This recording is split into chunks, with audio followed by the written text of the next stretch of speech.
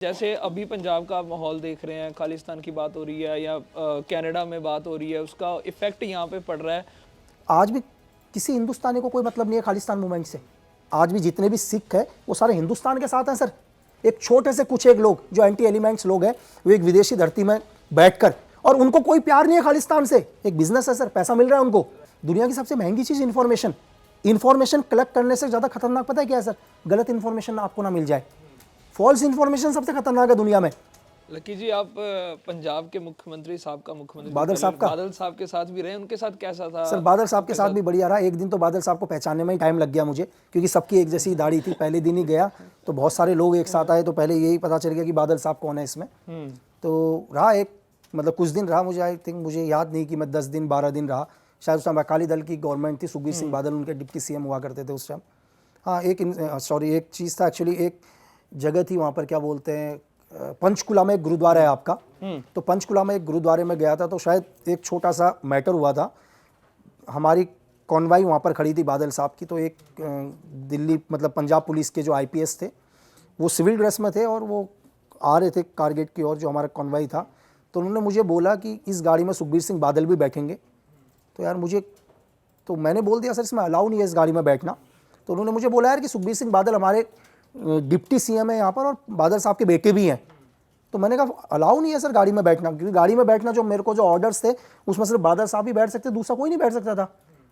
तो फिर उन्होंने बोला तुम्हें क्या प्रॉब्लम है? मैंने कहा मुझे कोई प्रॉब्लम नहीं है, आप सर लिख के दे दो मेरे को। तो उन्होंने कुछ नहीं, इस बात को टाल दिया। तो उस रात को ही मेरी पोस्टिंग हो गई वहाँ से, और मुझे सीधे तरुण गोगोई के, आसाम के उस टाइम एक कांग्रेस के सीनियर लीडर हुआ करते थे तरुण गोगोई, शायद उस टाइम सीएम थे आसाम के। तो मुझे रातों रात वहाँ भेज दिया। तो फिर ये सारा इंसिडेंट क्या वो भारी पड़ गया आप पे? कोई ऐसा फर्क नहीं होता है? ऐसा मतलब जनरली बात मत मानो, अगर रूल्स के खिलाफ भी है फिर भी आपने नहीं मानी तो आपका ट्रांसफर कर दिया। सर मुझे देखो, ट्रांसफर ही तो किया ना सर। चाहे मैं बादल साहब के साथ रहूं या मैं तरुण गोगोई सर के साथ रहूं, मुझे क्या ही फर्क पड़ता है सर? मुझे तो अपना काम करना है ना। जाना मुझे उनके साथ भी है, जाना मुझे उनके साथ भी है। तो मुझे कोई फर्क नहीं पड़ता सर। आप मुझे दुनिया में कहीं भी रखो, मेरे को सैलरी उतनी ही मिल रही है सर। ठीक है, चाहे मैं आसाम में गया थोड़ी सैलरी और बढ़ गई सर। ठीक है, वहाँ का सीआई अलाउंस और मिल गया साथ में। तो अभी सुखबीर बादल पे हमला हुआ, उनके पास Z+ सिक्योरिटी भी है, तो गोल्डन टेम्पल के बाहर ही हमला हुआ, उन पे गोली चली। तो इसको आप कैसे देखते हैं कि क्या फेलियर सर? फेलियर है सर, लोकल इंटेलिजेंस का तो फेलियर है ही ना सर।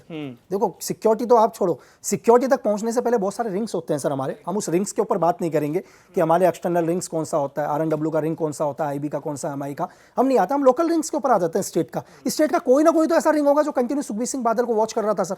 उनको क्यों इन्फॉर्मेशन नहीं मिली कि उनको इतना थ्रेट है? अगर आप इतना ही थ्रेट उनको था तो उनकी लोकल इंटेलिजेंस क्यों एक्टिव नहीं हुई सर? मैं जो भी फेलियर मानूंगा, देखो, एक जो भी पंजाब पुलिस के जो भी उनके सिक्योरिटी में, उसने बहुत अच्छा काम किया सर। उसके काम की जितनी सराहना की जाए वो कम है, लेकिन कहीं ना कहीं तो फेलियर है कि एक एनिमी उनके इतने क्लोज तक आ गया। तो जैसे अभी पंजाब का माहौल देख रहे हैं, खालिस्तान की बात हो रही है या कनाडा में बात हो रही है, उसका इफेक्ट यहाँ पे पड़ रहा है। और पिछले 10 साल में अगर आप देखें तो पंजाब के अंदर हिंदू नेता जो हैं, चाहे वो RSS के हों या फिर वैसे हिंदू शिवसेना कई बनी, उनको टारगेट किलिंग की जा रही है, वो बाहर से हो रही है। तो इन चीज़ों पे क्या आप समझते हैं कि जैसे एजेंट वहाँ पे भी काम कर रहे हैं या करते हैं, तो उनकी इन्फॉर्मेशन यहाँ तक पहुँचने में देरी हो जाती है या फिर यहाँ पहुँचती है और आगे काम नहीं हो पाता? नहीं सर, एक्चुअली क्या होता है, देखो, ऐसा नहीं है कि एजेंट हमारे ही होते हैं सर। एजेंट तो हर दुनिया मतलब हम अगर ये बोलें कि यार हम सुपर हैं, या हम बोल दें कि CIA सुपर है, मोसाद सुपर है, XY, देखो हर आदमी अपना काम कर रहा है सर। इस दुनिया में मैं आपको ये बताऊं कि इन्फॉर्मेशन, दुनिया की सबसे महंगी चीज इंफॉर्मेशन कलेक्ट करने से ज्यादा खतरनाक पता है क्या है सर? गलत इंफॉर्मेशन आपको ना मिल जाए। फॉल्स इंफॉर्मेशन सबसे खतरनाक है दुनिया में। एक एजेंसी क्या करती है, आप तक वो इंफॉर्मेशन पहुंचाएगी जो चाहती है आपको मिले। आपको लगेगा, मुझे लक्की बिस्ट को लगेगा कि मैं एक इंफॉर्मेशन लेके आया हूं, मेरी बात समझ, वो इंफॉर्मेशन मुझे मिली नहीं होगी, वो इंफॉर्मेशन मुझ तक पहुंचाई होगी, वो ज्यादा डेंजर है। और रही खालिस्तान मूवमेंट की बात सर, आज भी किसी हिंदुस्तानी को कोई मतलब नहीं है खालिस्तान मूवमेंट से। आज भी जितने भी सिख हैं वो सारे हिंदुस्तान के साथ हैं सर। एक छोटे से कुछ एक लोग जो एंटी एलिमेंट्स लोग हैं वो एक विदेशी धरती में बैठकर, और उनको कोई प्यार नहीं है खालिस्तान से। एक बिजनेस है सर, पैसा मिल रहा है उनको, मेरी बात समझ, एक बिजनेस है कि तुम खालिस्तान मूवमेंट करो, तुम्हें फंडिंग मिलेगी। कल उनको फंडिंग मिलना बंद हो जाए, खालिस्तान मूवमेंट नहीं चलाएंगे सर। आज जो हिंदुस्तान के अंदर जो आप देखते हैं ना, डेली गवर्नमेंट्स के खिलाफ धरना लगा के बैठते हैं, इनको आप पैसा देना बंद कर दो, अपने घर से नहीं निकलेंगे। मेरी बात समझ रहे हैं? इनको सिर्फ पैसा मिलता है तब ये रोडों के ऊपर बैठते हैं और इनोसेंट लोगों को अपने साथ लेके आते हैं। ये तो घर से निकलने से पहले भी 10 बार अपने ड्रेस चेक करते हैं, सर मैं मीडिया में सही आऊंगा या नहीं आऊंगा।